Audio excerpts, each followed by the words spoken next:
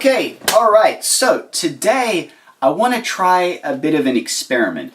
Now, in my last video I made this puzzle here, which is scrambled, and in the video before I made this puzzle here, which is the multicolored bandage faceted tetrahedron. I know I need to work on my naming scheme, but it's not as if that name is a lie. It is a multicolored bandaged faceted tetrahedron. But anyway, the important thing is both of these puzzles have a 13 color scheme, that color scheme bearing absolutely no relation to the actual shape itself. Now, whenever I make a puzzle, I often allow the shape to dictate the color scheme. You can see this in pretty much all of my work. If there's a face, that face is a solid color, and I kind of want to push beyond that, and these puzzles have given me the inspiration to do that. Now, when I made this puzzle here, I mentioned in that video that I wouldn't be able to apply this to a non-bandaged 3x3 because I wouldn't have enough pieces, and I want to challenge that idea by doing a 13 color scheme on this 3x3. Now, this is technically going to be a sticker modification, but there's more of an experiment to it. You see, I'm not going to pay attention to the cut lines, and I'm also not going to pay attention to the faces. What I want to do is I just want to structure 13 colors around this 3x3 in a chaotic and completely unique and original way, and I just want to see how it will look. I've never done anything like this before, but I'm interested to see how I can push this concept, because if I can do this, then really there's no upper limit of what I can do when I start doing color schemes for puzzles if I'm not paying attention to the faces or the cut lines or the shape or anything like that. But before I can do any of that, I have to take all of the stickers off. And as I am unstickering this cube here, you can see a real problem with the Guanlong that I have failed to mention until now. See these kind of surface defects here? They're caused by nothing more than removing the sticker. The plastic is of such lower quality that I can actually peel it apart simply by removing the sticker. Like, look at this, you can see the sticker has some of the plastic on it. This is arguably a lot worse than sticker residue. The Guanlong doesn't have any sticker residue on any of the stickers, whereas the cheese sail did leave a lot of sticker residue. I had to rub all that off. It used to take ages.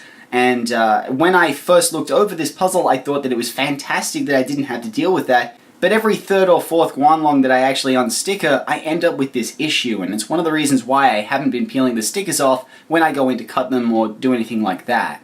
It's not the end of the world. I can sand these pieces down and I can move on with my life, but it's really something that I would prefer not to have. And it's something that I should point out about the Guanlong if you're going to go about modifying them. But it shouldn't be much of an issue for this puzzle. I just thought I'd let you know about that. Oh, God.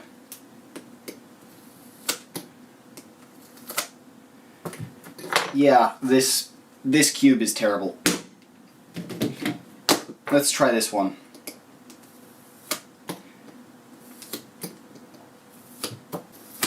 So far I'm not getting the same problem on this one. Every now and then I end up with this weird unstickering issue, which is really annoying. But at the same time, all I have to do is switch over to a 3x3 that doesn't have the problem. I don't know if it's a batch thing or if it's something to do with YJ's injection molding method. I'm not going to comment on stuff that I don't understand, but it's kind of annoying, and it's ruined a few of the cubes that I've been working with. I actually have a lot of spare pieces left over because of these surface defects. Now, normally when I'm cutting into the pieces, that's no issue, but sometimes when I build out extensions, I need it to hold onto the surface, and if the surface just peels away, then that's a problem. So it's kind of a deal breaker for the Guanlong, and it's something that I didn't know when I first looked over the puzzle and I started this.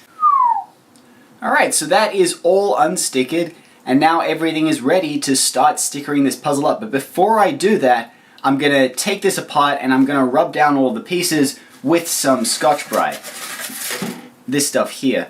Now, the reason that I do this, it's a little strange and it seems kind of unnecessary to rub down an unmodified puzzle with Scotch-Brite, but I prefer the surface finish that's kind of brushed and it's kind of a little duller than this shininess. The reason I prefer that is because all of these pieces are naturally quite scuffed up, and I actually don't like the look of them. And so I prefer to make them more uniform and duller, so I prefer it after it's been rubbed down with some Scotch-Brite. But the reason that I don't just rub down all the faces while it's assembled is because the Scotch-Brite has some particles in it that kind of get inside the puzzle, and then they cause the turning to be kind of sandy and horrible, and I just don't like that. So it's worth my time to disassemble everything and rub all the pieces down. So that's what I'm going to do now.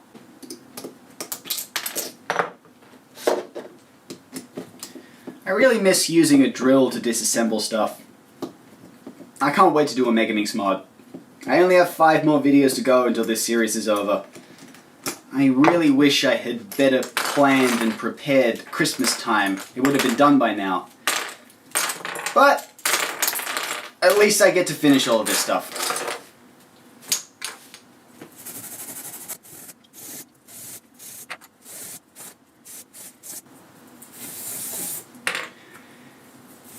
So I've been getting some comments about the terrible bushfires that have been going on, unfortunately, pretty much in every direction that I point.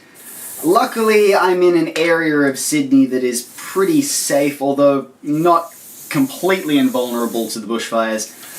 For now, everything's fine, and I'm perfectly fine, and I can keep filming and stuff like that. Although, unfortunately, it has been terrible. I mean, I remember back in 2009 when we had the Black Saturday bushfires. I mean, they were so bad that we named a day after them. But these fires are just on another level. I don't even know what to compare them to. You know it's bad when they start comparing the size to countries. It was Belgium, now it's Portugal. I don't know where the scale goes up from that, but I just hope it doesn't get to Venezuela. Alright, so now I have to pick out the color scheme, and I'm going to use the exact same colors as I did for this puzzle here. So I need the light green, the orange, the white, the grass green. Oh god. Something tells me this is going to take a while.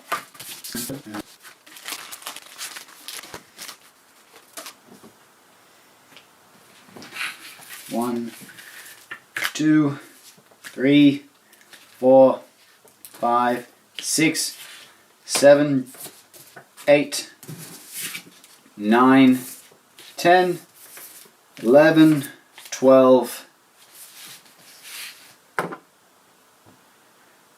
Now we play the game of which color don't I have.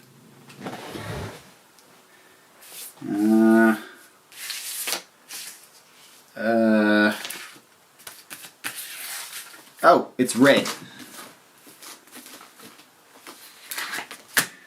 There we go. Alright, so I've thrown some vinyl on a couple of these pieces here, just to give you an idea of what it is that I'm doing.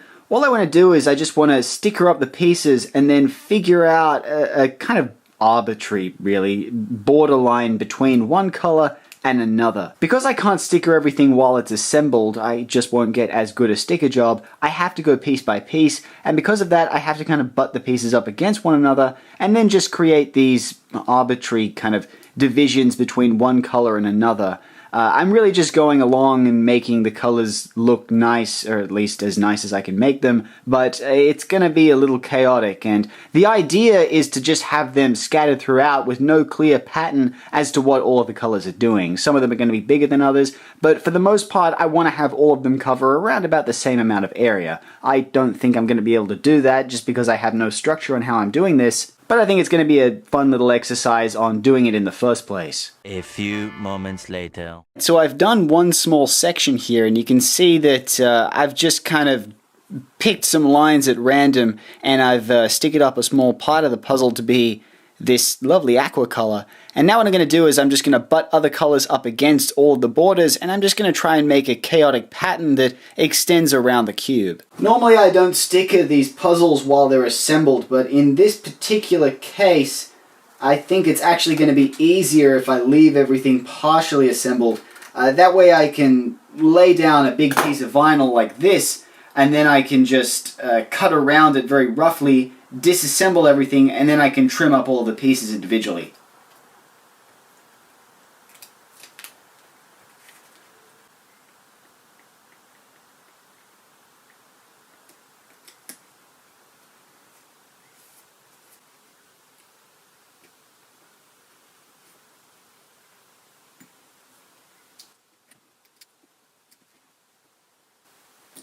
You can see I've cut around these areas, and now I can disassemble this, and I can take these pieces and I can properly trim them,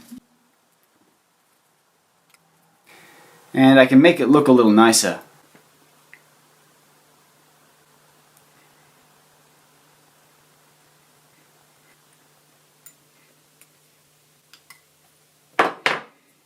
I'm trying to make the division between the stickers as uniform as possible. I think this looks pretty good. You can also see that I'm dealing with some very tiny little stickers. Alright, so I've got a couple colors on here now. I've resorted to kind of updates here and there because it's so hard to film the stickering process. It's very kind of all over the place, and it's hard to get a good frame. But I really like how it's starting to look. I'm not sure if I'm going to be able to fit just 13 colors on here. I'm starting to think I've gone a little too small too fast, so I might have to do more. But for now, I'm just going to keep going on around with the puzzle, and so far I'm really happy with how the stickers are looking. Now you can see this little bit up the top here that I'm not too happy about. I'm going to try and fill another color in there to try and fix up that bit. And I'm not sure what I'm going to sticker up here, but I've almost got one face done, and you can kind of see where I'm going with this.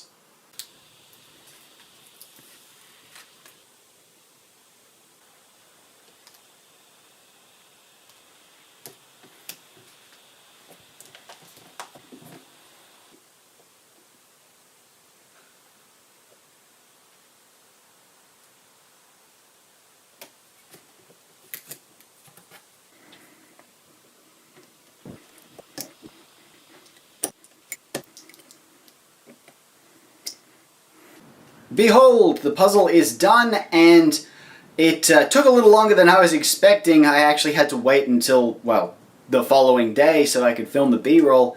But I'm really happy with how everything looks here, and I think I'm really onto something with not paying attention to the cut lines or the edges. I think that stickering up puzzles like this really opens up a lot of doors for just making things look a lot nicer and a lot more interesting.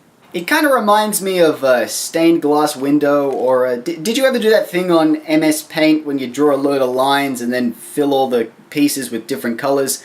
This is kind of playing to the same tune, and I really like it. I think it's very interesting. One thing that I do notice is there's 5 colors on one piece here, and that gives me an idea for doing something like a collage, or like I said before, a stained glass window. Maybe I could do like a picture or something like that on each of the faces. That would take a lot of sticker cutting, but I really like how this looks, and I think that cutting stickers like this really just creates a much more unique looking puzzle. Another thing about this being that I don't really follow any rules. It's just very all over the place and unique and original, and it's kind of chaos, really. You see, one of the things that I love about the 30 Day 30 Build series, I know I've kind of gone off daily videos. I haven't had the time to do videos daily because I didn't prepare to go into January, but one of the things I love about the series is it forces me to do a load of puzzles that I just really would never try, and stuff like this I would never have thought to do on all of my previous puzzles. So I really look forward to trying to build on this design and incorporating something like this into my future builds. I think there's a lot that I can do with this concept, and this is also something that you guys can try for yourselves. If you have a load of sticker material lying around and you just have an unstickered puzzle, it doesn't even have to be a 3x3, it can be anything. I encourage you to give this a try. It's a really fun experience, and